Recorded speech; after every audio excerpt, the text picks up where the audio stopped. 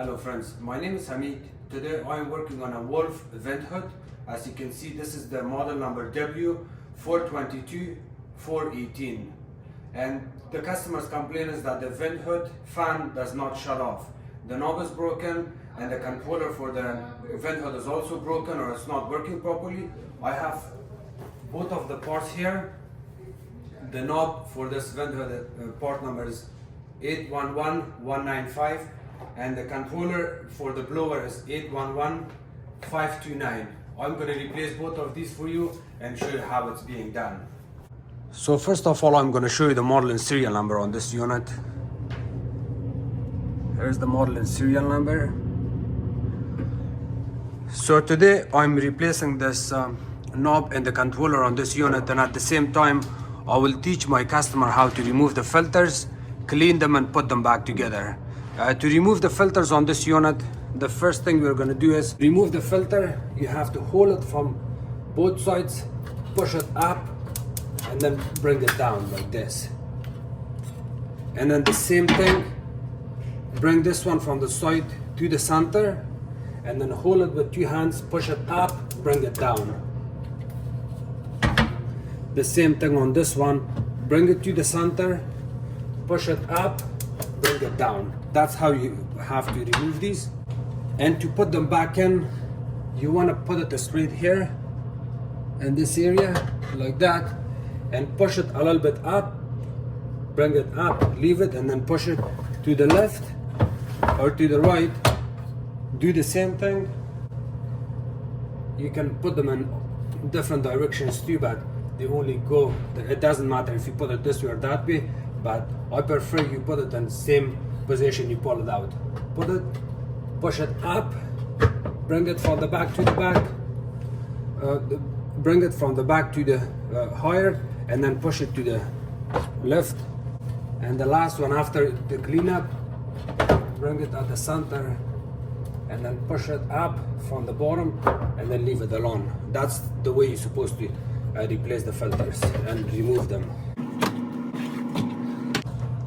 So after the filters are removed, the next thing you want to do is you have to turn off the power.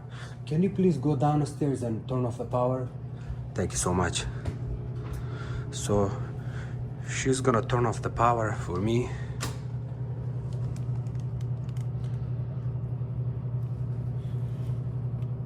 And in the meantime, I can open this lower part, which is this one, and the knob.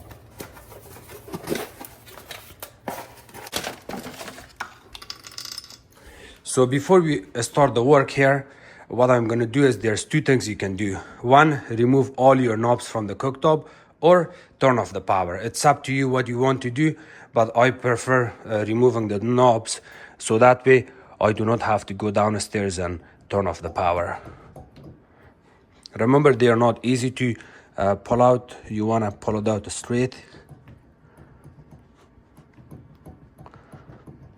And if you're having a hard time pulling these, your best option would be to just turn off the power from the breaker, and you will be on the safe side. Otherwise, I would keep trying it and try to pull it out.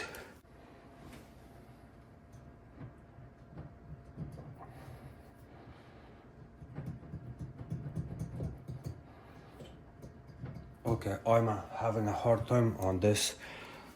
So what I'm gonna do is I have to turn off the power to the cooktop too. There's two things we can do here. We can turn it off from the breaker. If you don't know where the breaker is, you just get to the bottom of it, unplug it.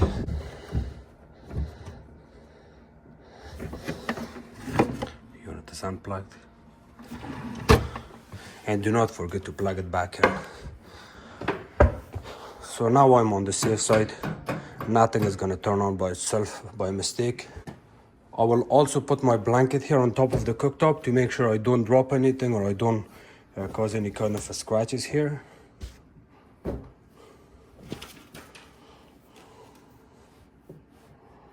Just like that. And in order to remove this controller, what you can do is, you see this nut in here, I'm gonna have to remove that. To remove it, you wanna use a needle nose plier. Turn it with your hand, turn it a little bit. And then once you know it's a little bit loose, you can use your fingers if you can. If not, you can keep turning it.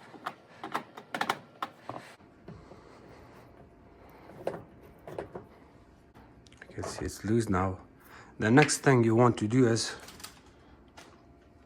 you have to remove the screws from inside here. You see we got screws in here. One screw here. There's another screw right here. Once you remove both of the screws, which is one is right here, the another one is on this corner. After that, you will be able to lift up the panel inside. I'll show you how it's being done here.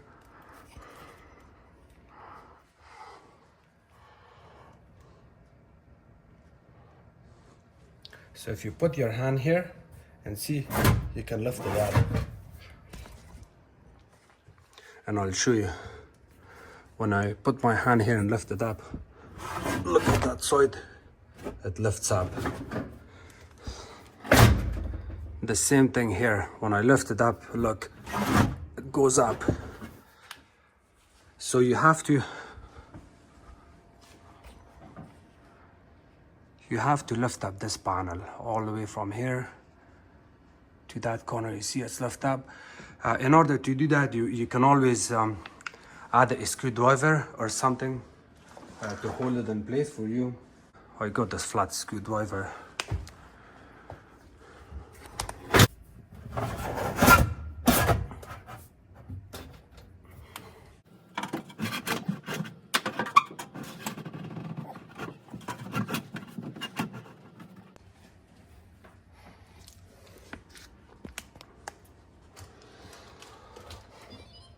So you can see I have pried it up. I added one screwdriver on that side.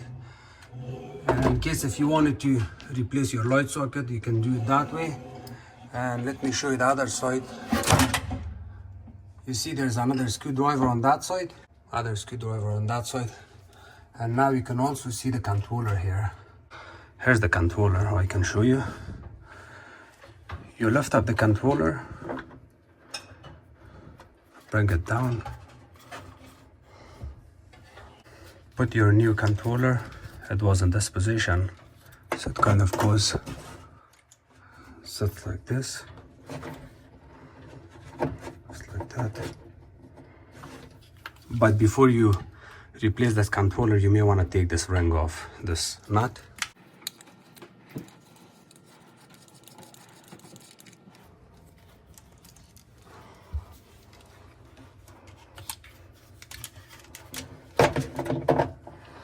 Put your controller like that.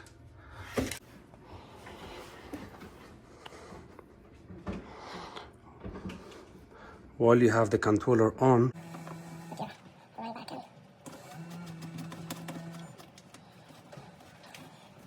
retighten it a little bit, not too much. So first you have to retighten it with your hand, with your fingers. Now you know it's snagged in.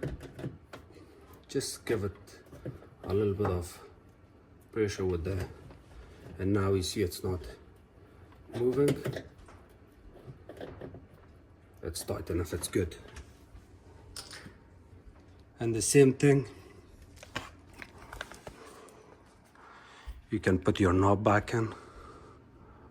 See the knob, it's going in this position. Here, it's good. If you wanted to look more cleaner, what you can do is remove this plastic.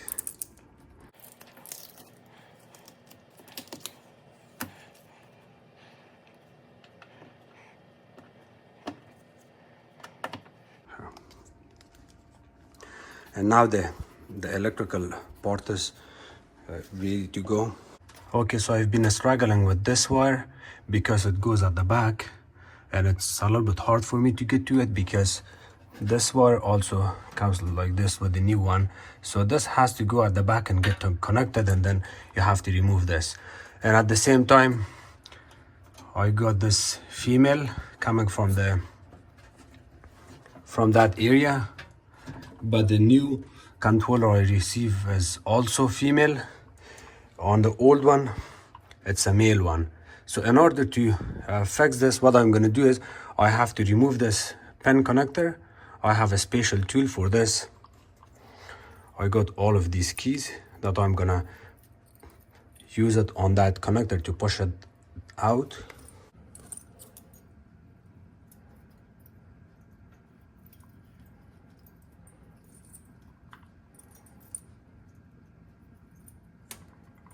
Here I pushed it out.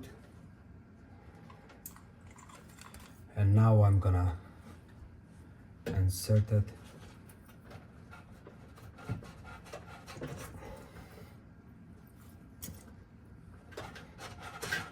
into the new one here.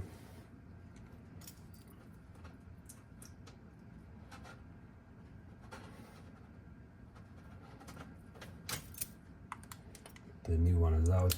I will reinsert this back in here. So this connector is good now. Now I got this female to female. It's not gonna work. So there's two solutions for this. I have to make another female connector and add it there, or just cut these two wires and add them together. It's the easiest way. Okay, so I can cut this one.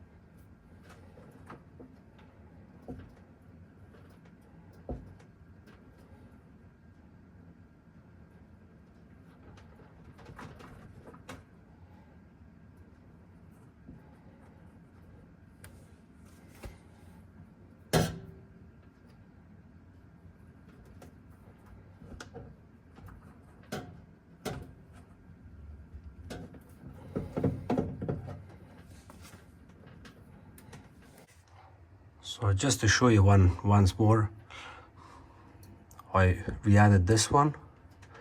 The red wire that came off, I had to pull it out. I had to pull it out from this, reconnect it into the new one, and that's all. Everything seems okay. When you're done, put all your wires at the back, even these connectors. Make sure all the wires are facing towards the front, and then bring this panel down.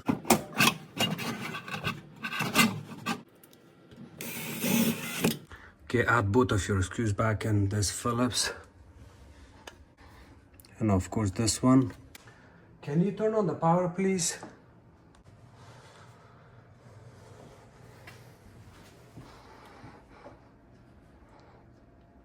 Okay, so the power is on. I'm gonna turn it on. It's running. Slow. And then off.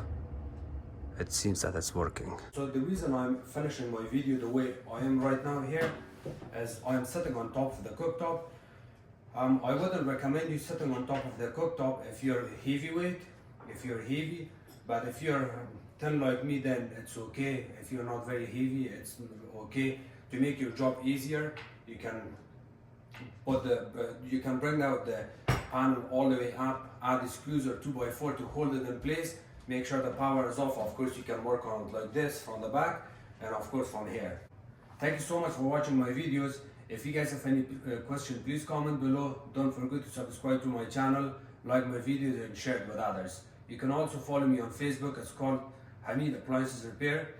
And also don't forget to plug in your cooktop because it's unplugged right now, or if you turn it off on the breaker, make sure that you turn it back on. Also check your lights to make sure your lights are okay. Of course, you show the customer that the fan is turning on and off, and that's all. Thank you.